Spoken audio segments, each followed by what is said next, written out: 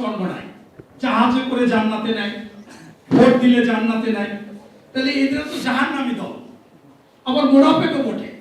আমার নিজের একটা বক্তব্য কেটে সেই বক্তব্য ওরা কেন্দ্রীয়ভাবে ছেড়েছে, যেটা তাদের নায়েবে আমির আব্দুল্লাহ তাহের সাহেব তার এলাকায় গিয়ে বলেছিল যে কর্মীরা নির্বাচনের আগে ভোটারদের ঠ্যাং ধরো, হাঁটু ধরো, সমস্যা কি? আমি তো ধরি আব্দুল্লাহ। এখন আমি আব্দুল্লাহ তাহের যদি একবার ঠ্যাং ধরে পা ধরে যদি নির্বাচিত হই, আমার নির্বাচিত হলে আমাকে আব্দুল্লাহ তাহেরকে 5 বছর ঠ্যাং ধরবে। এই কথাটা আমি বলেছি। সাংবাদিকরা এই প্রেস ক্লাবের সামনে বসে নিয়েছে যে এরকম আব্দুল্লাহ তাহের সাহেব বলে তিনি নাকি আর পিয়ার শিক্ষা দেবে।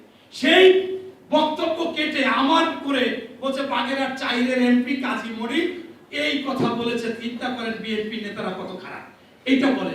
অতএব এরা তো আসলে আগে আমি বক্তৃতা দিতাম আওয়ামী ফ্যাসিস্টের সময় যে আওয়ামী লীগ কোনো মানুষ না,